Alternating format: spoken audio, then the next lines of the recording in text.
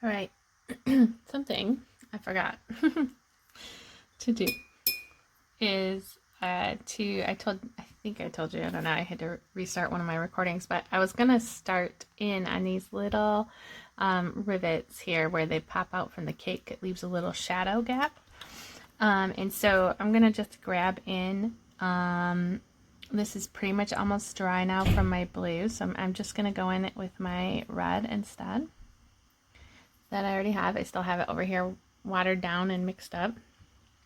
But I can do it a little bit deeper because these are going to be shadowed, and we'll go back over it again with the blue.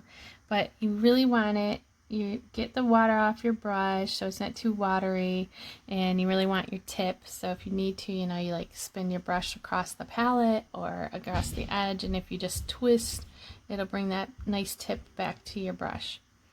And what I'm going to do is just very carefully, I'm going to paint in these little triangular areas where it pops. Now if you can't see it, clearly you don't have enough pigment. And since I'm going over the yellow, I am going to need to deepen this up a little bit. My magenta area. There we go. And I'm going to get some of that water off like I talked about, because we are still going wet on dry for most of this painting.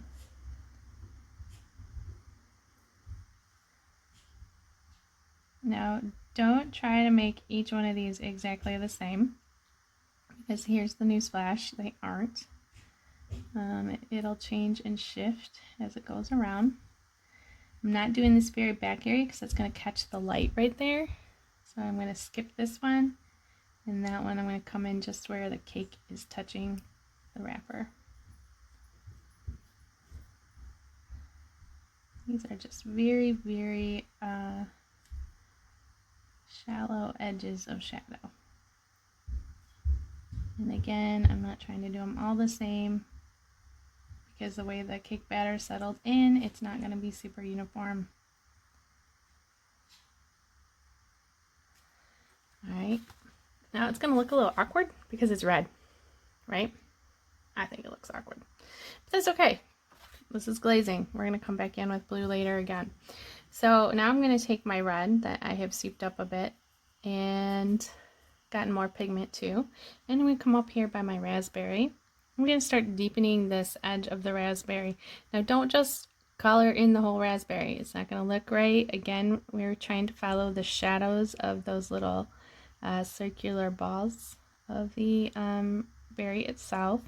I'm going to come across that bottom edge really carefully using my detailed brush. So now I'm kind of covering the blue. The nice thing about covering that blue up is the blue and the red create such a nice deep burgundy ripe color.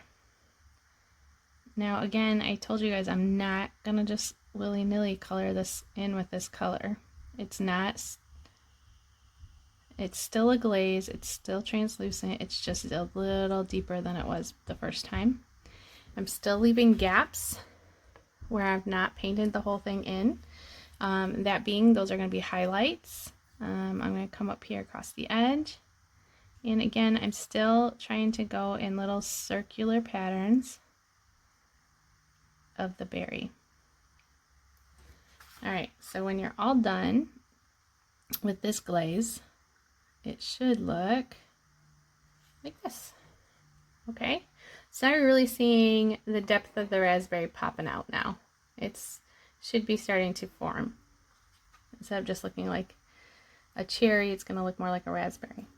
Alright, if you did not get your glaze red enough, if it's still looking really washed out and light, just work on adding in some more pigment to that watered down stuff that you had. Build up slowly, and you can always just, now that it's all wet, you just slowly drop in color.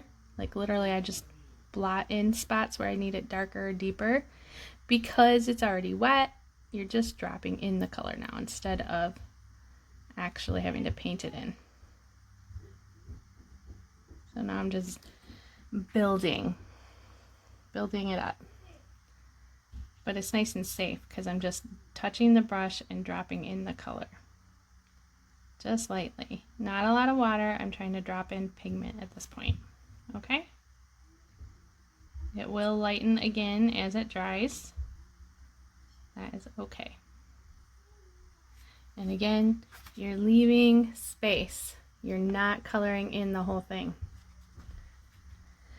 All right, so I've got these in again. I've got this section in. I have my whipped cream pretty much covered. We'll only do a final few details on that. I don't want to go to my leaf yet because my raspberry is wet. So I'm going to wash off my brush. And what I'm going to do is actually come in and I'm going to deepen up my cake batter areas, my orange and yellows and my cake batter areas. So I'm going to go in and grab my yellow, go to my palette with the yellow, and I might mix a little bit of red in just to deepen the tone up. Okay, so get it a nice little orangey color. You can see it right here. And I'm going to come in on this bottom edge and deepen that. So I'm coming in. I'm not going into the actual cream. I'm trying to stay on the cake. So I'm building that up. I think people are throwing toys down the hallway near my bedroom and the dogs are chasing them. Alright, so I got that nice and deep. And then I'm going to wash off my brush. And the same thing we did before. I'm taking my brush, washing off the pigment, blotting it on the sponge, and then I'm softening up this edge here so that I don't literally see a line. That gives it that look like the cake just got golden right there on that top. That's normally how they cook up. They're a little lighter on the edges. Alright. So it should look nice, have a nice fade. And also this is helping to build up the shadow for the whipped cream. I'm going to go build up this bottom part as well. So again, I want that orangey yellow, that cake, baked cake. And I'm coming in, I'm going to come up a little bit now on these lines a little bit more with the yellow. And then again, I'm paying attention to staying where I've already put my blue and magenta. And so I'm staying with those lines. So this is the spot where the cake connects to the batter. Okay, and then now I'm going to glaze in a little bit more of this cake.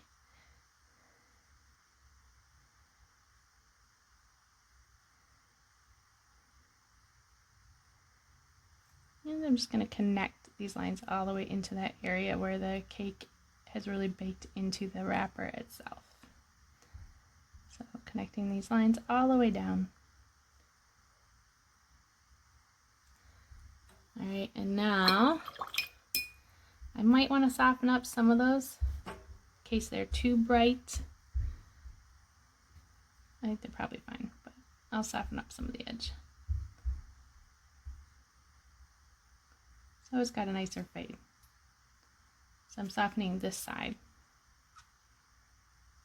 I'm just doing a light clean up the brush, take off most of the water, and a light dampening on the edge here just to soften it.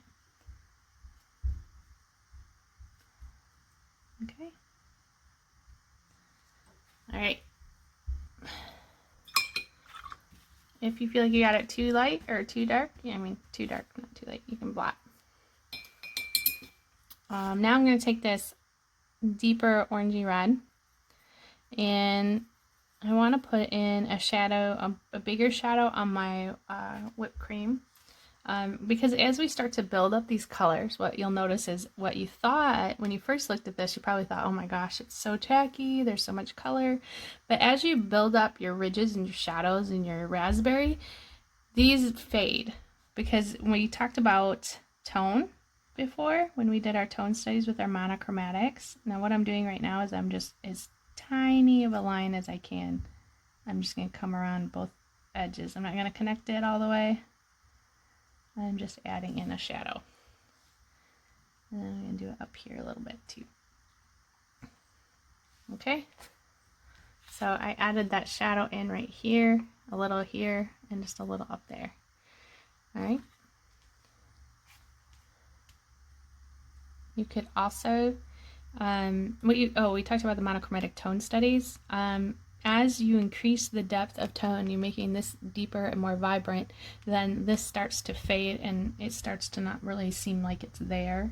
And it's kind of an interesting phenomenon as you paint, especially with watercolor, since you're just building up your layers and deepening your colors as you go, that you'll think you have a section done, and then as you move forward, you'll suddenly realize you need to go back and deepen it some more because you've deepened up other areas. Let's see, any other areas to deepen up with our yellows? Not really. So this is another one where you stop and you would let this area dry a little bit. Let's see. I still need my raspberry to dry, so I'm not really going to touch that. You could, if you want, mix in a little bit more red to your golden color. And it's okay that this is not completely dry, it'll help it fade. But we can deepen in on a couple of these areas of the of where the whipped cream comes in and touches the cake. I don't want to actually get into my whipped cream, so if you do, just kind of quickly swipe it with your finger or a cloth. But I'm just trying to get that edge even deeper and more shadowed.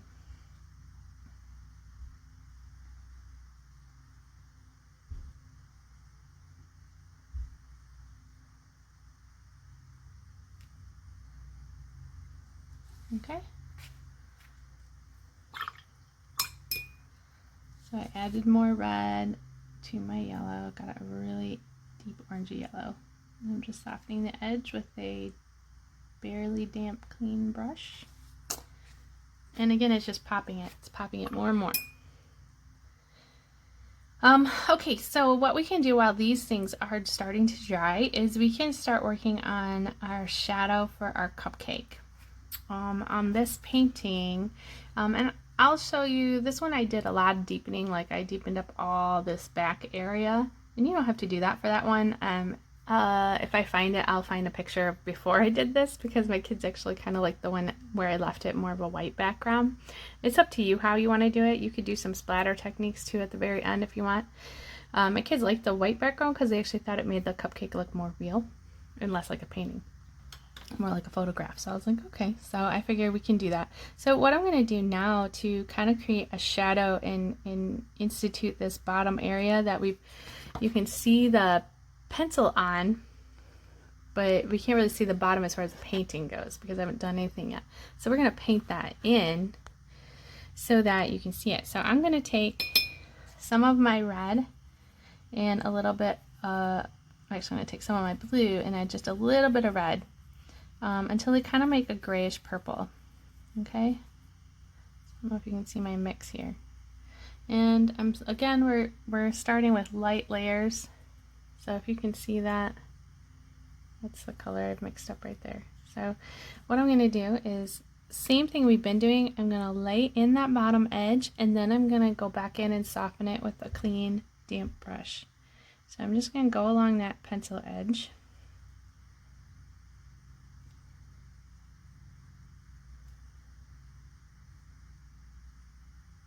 Really carefully. I'm not going around the sides at all. I'm keeping it just on the bottom. And then if there was, like, let's say it was a glossy countertop and there was a reflection, then there'd be some residual shadows showing up from these creases in the cupcake. So I'm just lining up some little lines. So it kind of looks yucky. That's okay, because now we're going to come in and soften it. So I clean off my brush really good, make sure it's damp, and now I'm going to just go along the edge. And I'm kind of just following that little rounded section. And your little lines are going to just kind of fade out a bit. And that's okay, because we are just trying to hint at a shadow. Okay? Again, you don't want your brush too wet, you just want it damp and clean. And you gotta move kind of fast so your blue doesn't totally dry on you.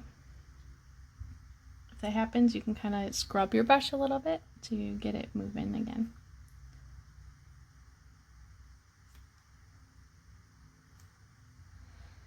Now I can come back into that color some more. A little too much color. I'm gonna wipe my brush off a little bit. And now I'm just gonna drop it in.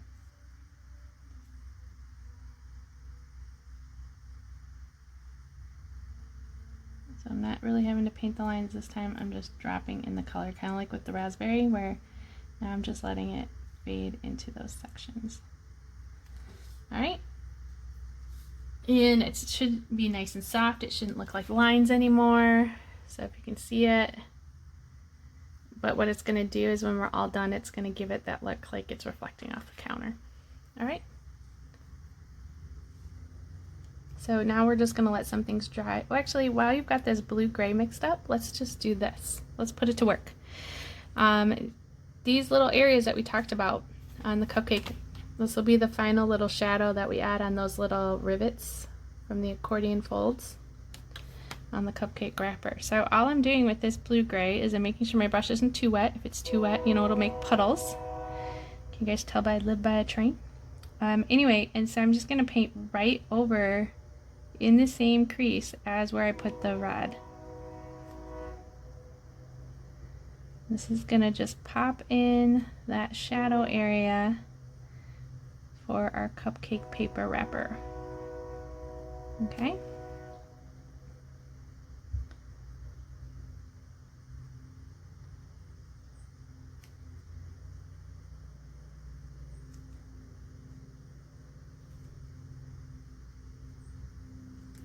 All right. So now I've got an even more defined shadow. Okay. I can also use a little bit more since I've already got this blue-gray mixed up, and I could deepen these crevices with a really, again, using your detail brush, I'm just going to come in with a really tiny thin line, the thinnest line, so this is where you'd be really careful, go really slow with that blue-gray, just to deepen up those creases for the folds. And again, I'm just using up the rest of that blue-gray that I have.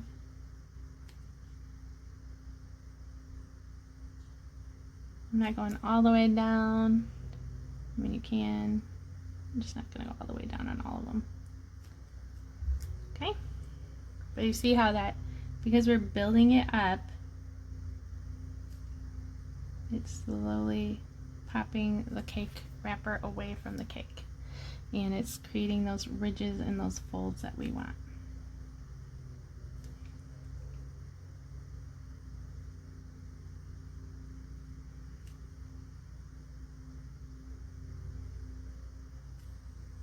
Okay. All right. Let that dry. We'll be back. All right, you guys, we are so close to being done. It's crazy. So I want to come in and do our leaf so that can dry. So what you need for your leaf is some of your yellow and a little bit of your green.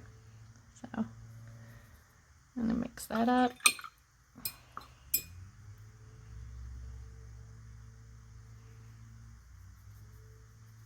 And you decide what kind of color you want. If you want to start out lighter first so you can build up. I'm going to leave, I already have that yellow down. I want to leave a little bit of the yellow there. So I am going to put in with my detail brush my center line for my leaf. And then I'm going to come and line it and fill it in on one side a little bit darker. Make it shadowed. Get as close as to my raspberry, but my raspberry is dry, so I don't have to worry about accidentally getting it in. Now, see, I got my green in, and I'm going to soften this edge. Let a little bit of it fade to the other side.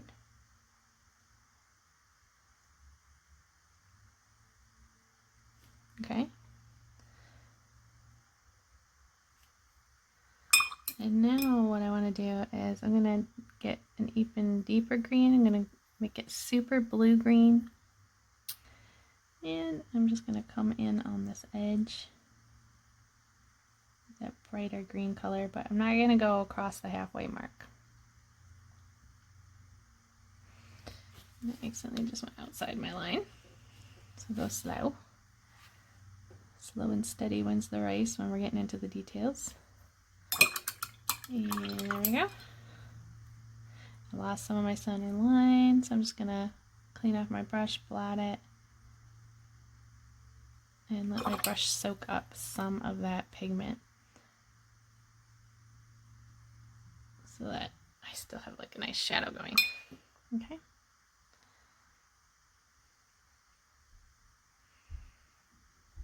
And get a little bit more up here towards the top. There we go.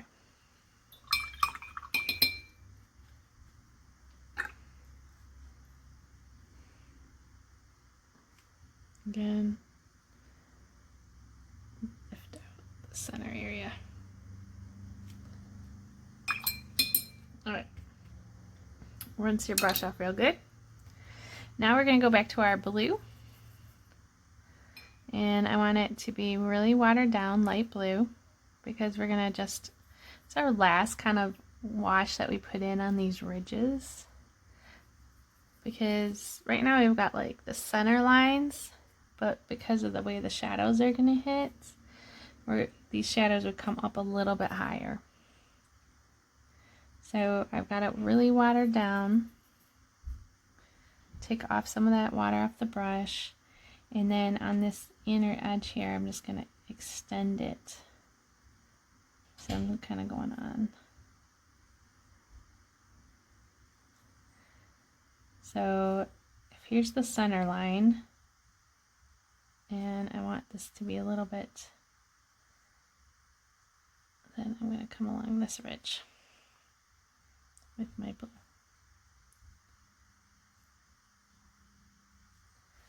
Okay.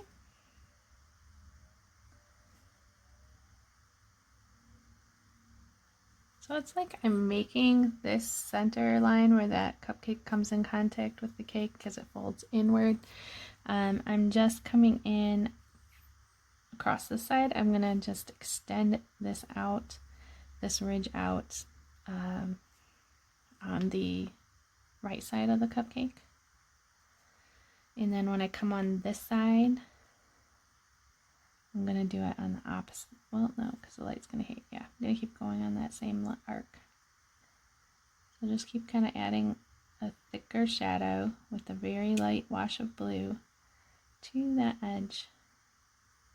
But don't go over it. You want to leave half of it white because you want that crisp fold out section.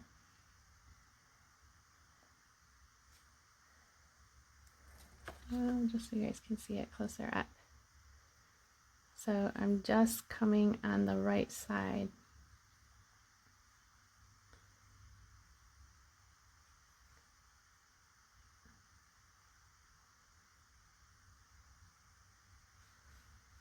Okay. All right.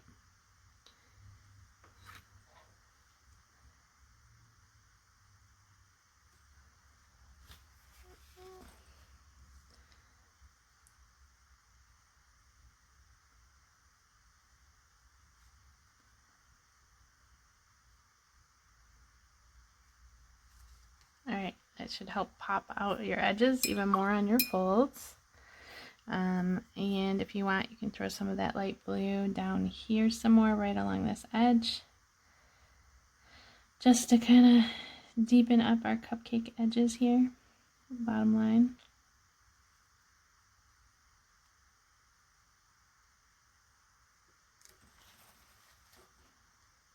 Hopefully you don't rush like I am.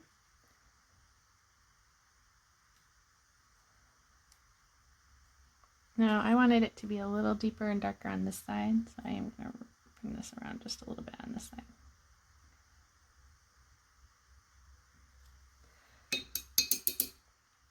Alright, now I'm going to soften it, which you guys saw me do before.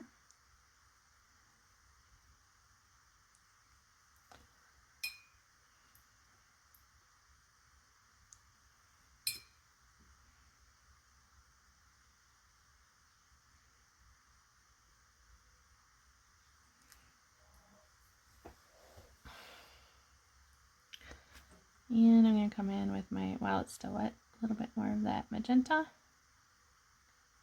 Let it kind of fade in. I'm just touching it in. And the reason I'm touching it in is because I kind of want it to help continue to mimic that pattern that's on the cupcake wrapper. Okay.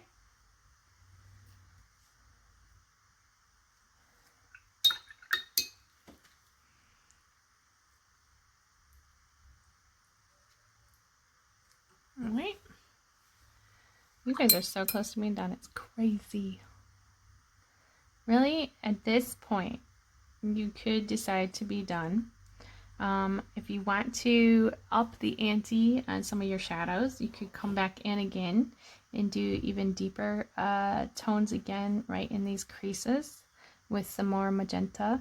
You can add a little bit more of a shadow. I'm going to do that right in here. And some of these, I'm using the magenta color.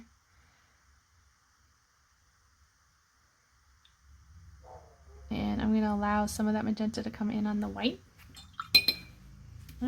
Just lightly blot it, because it shouldn't be completely crisp white. There's only a few areas on this painting that get to remain that crisp white color. If you want to, you could go, if you can really hold the control on your brush, and put in a deeper little bit of that purpley color right here on this edge here. Just not the whole thing, just a little hint of it. You could do the same thing in a couple of these areas. Just to create the shadow for the whipped cream a little bit more in depth. You can also come in with your deep orangey brown some more, and if you wanted to, you could create little like fleck areas. That's up to you to give like a texture. That's like a dry brushing. I like it smoother, so actually I was just trying to show it to you. I'll show it to you closer up. That's if you leave like a dry brush textures where you get most of the water out of the brush and you just have pigment and you kind of scrape it across. But I'm going to try to soften it out because I like the softer look, especially for this. This is where, if you want, you can deepen up some areas on your raspberry with some more highly pigmented, increasing the pigment like we were doing earlier, where there's more and more pigment to water. We started out with more water than pigment. Now we're just continuing to increase that pigment. I wouldn't increase it too much. You want it to be a red raspberry, but again, you don't want to lose these lovely little bright areas. They're what give it depth. If you wanted, you could pick a few of these lines to add some deeper reds too, if you wanted to just pop it a little bit more. It's up to you. Okay. If you don't feel like you popped this area enough, you can do that. It's up to you. And then the last thing I'm going to do is I'm going to take a little bit of yellow over to my leaf. Let's see. Highly pigmented. And I just want to add in a nice detailed, highly pigmented so that I can actually see it. But I just want to add in a nice little detail crease line. And I'm doing it with my yellow, but I'm going really tight with my line. I'm going slow and up the center of my leaf. If you want, you can put in some lines. My first leaf I didn't, I just did the center line because I just wanted to hint at the leaf. But you can see right there, I actually put in the cross lines, the veins of the leaf. This is also where, if you had a jelly roll pen, if you wanted to increase your highlight areas, like around your raspberry, if, let's say, I know sometimes when we're painting, we lose those areas. When I did my first one, I actually did lose more areas than I wanted to. So that's where you can grab your jelly roll, your white jelly roll pen, and you can come back in and put them back in. So that's where you can do that. Or if you have some white acrylic in a fine brush, you can do that. On this one, I actually ended up with most of my light areas that I wanted to be there still there. So this is just where, if you want to, you can increase it, the depth on it, or you can leave it as is. You could increase your shadowing at the bottom and kind of build it up even a little bit more. If I did that, I wouldn't want to do it too much, just because I really like, I like, because it's a, you know, it's got lots of white and color, I like keeping it softer and giving it just like if it was on a glossy white countertop, that kind of like look that it's just reflecting. So pretty much you guys are done, and you've done this with just 3 colors. We stayed true to our limited palette of staying in our primaries. I hope you guys have fun. I hope you guys see now that as we increased in these layers of depth by glazing and doing this painting, that you can see all the beautiful colors that happen in something that's white. And again, even in shadows on parts of this cake, there's a lot of colors that go into everything. So when you're painting trees, they're not just brown. You know, the trunks have grays and blues and red tones and some green moss tones. You know, there's so much to everything. So just take note as you're walking around. Today's a good day to get outside. And just look at the actual colors and think about what colors would I use for my palette to make this leaf, you know, or what would I use to make these pine needles, because they're a different type of green than maybe the leaf of a tulip. There's more trees blooming right now. We have a cherry blossom tree out here. I don't know if you guys can see it. It's just got the whites. We have another one to the other side that'll go pink, but it's not ready yet, but you can see that white tree out there. So anyway, we have trees. They're going to start blooming. I hope you have fun. I'll show you. These are the cupcakes side by side. So here's the first one that I did with the deeper toned background. So if you want to do that, you can have fun with it and deepen it up. You could splatter paint it, put some color on there, and then just tap it against your finger and splat some fun colors on there and increase the depth. For this cupcake, if I wanted, I could get a super watered down similar color to the shadow, but just really water it down, because I do realize right here, this back edge, you almost can't see the white fold. So if I wanted to, I could just come along that back edge right here, not touch the, now soften that edge, and I'm just going to fade it out slowly. And then as that dries, and I'll put up the final picture, it'll help you see the edge of the white wrapper that's still there from this, instead of just seeing my pencil. Okay, so that's something you can do, is just very barely add in this background color and then fade it out. So I'm not going as deep as the other one, because I still like the idea of this looking like a white background. I like when photographers do that. It kind of helps you appreciate the shape of the object and the contours and lines.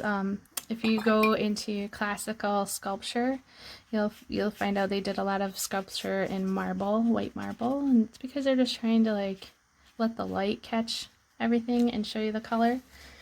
That's barely there, but it pops the edge now of your white cupcake. I'm not going to do it over here because this is where the light's hitting more. This is from this area, but I do like it having it on that edge. So that's up to you. But now you can see both cupcakes. One's smaller because I did it in one of my little journals. The other one is bigger. It's from the actual sketch that I put out for you guys to download. And there, you can decide. Do you want to go deeper? Do you want to leave it white, more pure? Not necessarily pure, just different. Or do you want to like spatter some paint color on there and liven it up? This is your world. Have some fun with it. I can't wait to see your pictures. Please send them in. And get out there and explore color and think about what you'd use for your palette to create those colors. All right, have a good week. Take care.